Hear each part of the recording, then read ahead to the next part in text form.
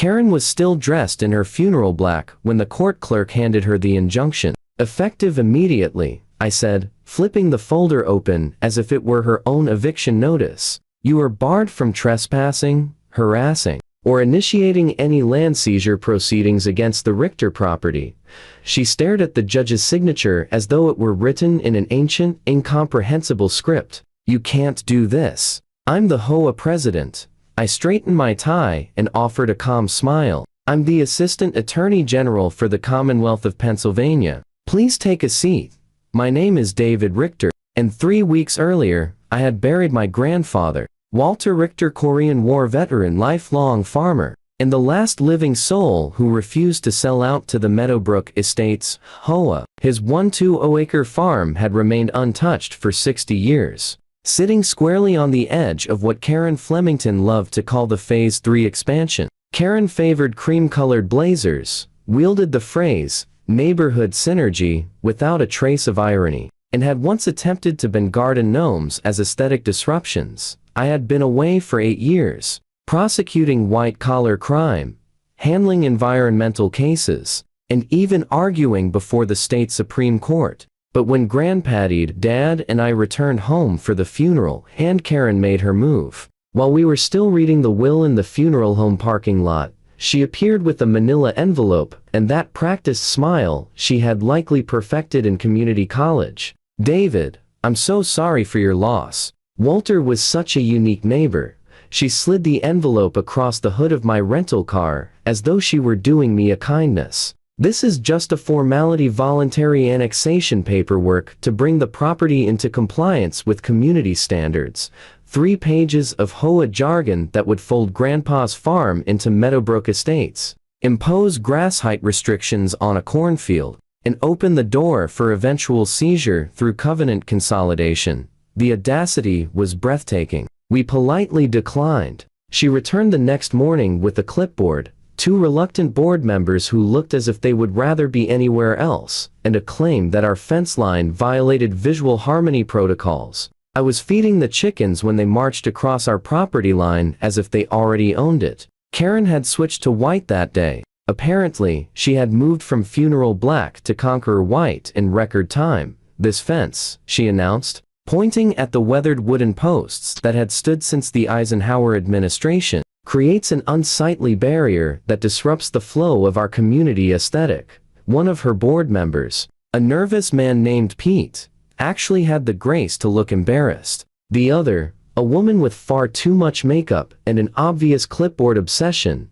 nodded along as if Karen were delivering scripture. I set down the feed bucket and walked over slowly. "Karen, this fence predates your development by 40 years. It's on our property, built with proper permits, and frankly, it's none of your business." Her smile faltered for exactly half a second before snapping back into place. "Well, under the new community integration protocols, all adjacent properties must maintain visual consistency. We're prepared to offer compensation for upgrades." She handed me a check for $300 for a fence that had cost more than that to build in 1982. The disrespect was staggering. When I asked them to leave our property, Karen's smile sharpened like a knife. "Well, then I suppose we'll need to explore eminent domain alternatives." She pulled out her phone and began taking pictures of our barn, our equipment, even our mailbox. "For the record," she said, speaking into her phone as if dictating to an invisible secretary,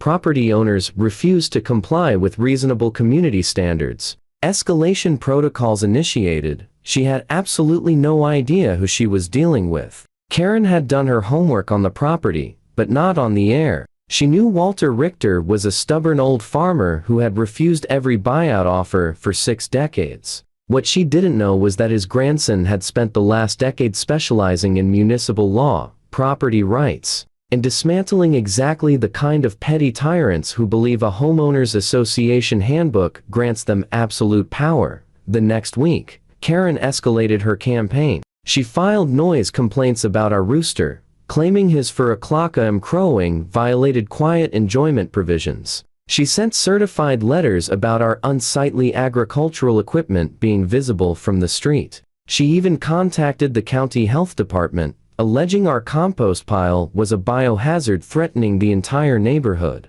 Each complaint was meticulously documented, photographed, and submitted with a bureaucratic precision that would have impressed a Soviet clerk. The woman was relentless. She had found her true calling as the suburban version of a small-town dictator, and she wasn't about to let something as trivial as property rights stand in her way.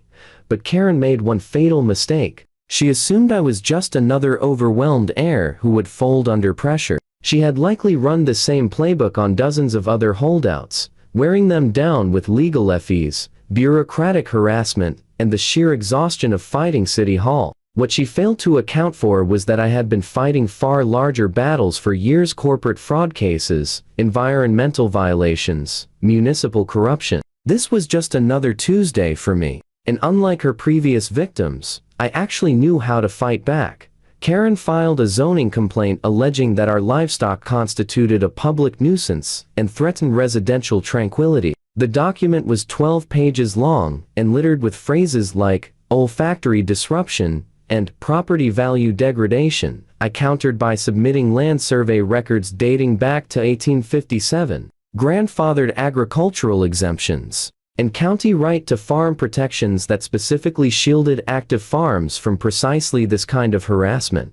She attempted to file a lien based on unpaid community improvement assessments, claiming we owed $2,000 for landscaping enhancements we had never requested or received. I responded with a restraining order and a demand that she produce any legal authority for those assessments. Spoiler alert, she couldn't. Karen's next tactic was pure desperation. She attempted to invoke HOA bylaws that supposedly superseded county regulations, asserting that our property fell under transitional jurisdiction and was therefore subject to community standards. I reminded her of state preemption laws and sent a formal cease and desist letter citing 12 relevant court precedents. The letter was polite but unequivocal: back off or face the consequences. She replied by calling me at the office, screaming about legal intimidation and threatening to file a complaint with the state bar. I nearly laughed out loud. Filing a frivolous bar complaint against a sitting assistant attorney general wasn't just foolish, it was professional suicide. Then I did the one thing she had no defense against. I sued the HOA itself for harassment, attempted fraudulent annexation, and violation of state agricultural protection statutes. The complaint was thorough, methodical, and devastating. I didn't just want to win. I wanted to ensure Karen could never pull this stunt on anyone else again. The filing included requests for punitive damages, attorney fees, and a permanent injunction barring the HOA from targeting agricultural properties.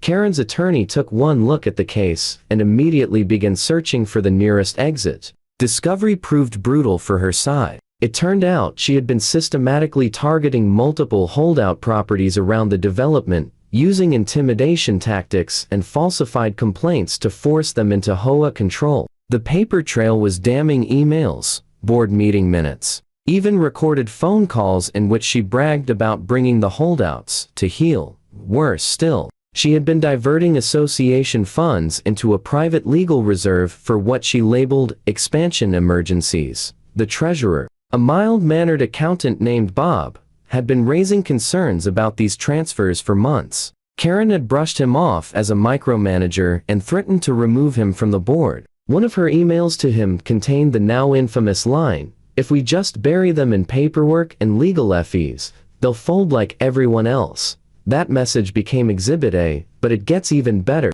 She had also been billing the HOA for legal consultation fees while representing herself as a paralegal. Karen had taken exactly one community college course in legal research 15 years earlier. She was charging the association $150 an hour for services she was utterly unqualified to provide. The fraud was so blatant it would have been comical if it hadn't been ruining people's lives. During her deposition, Karen unraveled completely. She insisted she was merely protecting property values and upholding community standards. When I asked her to define those standards, she launched into a rambling monologue about appropriate agricultural aesthetics and livestock compatibility matrices. When I pressed her to produce the legal authority behind them, She slid across the table a binder stuffed with printouts from Pinterest and Home and Garden magazine. The court reporter actually had to ask her to slow down because her words were tumbling together in a frantic rush. By the first hearing, her lawyer had withdrawn,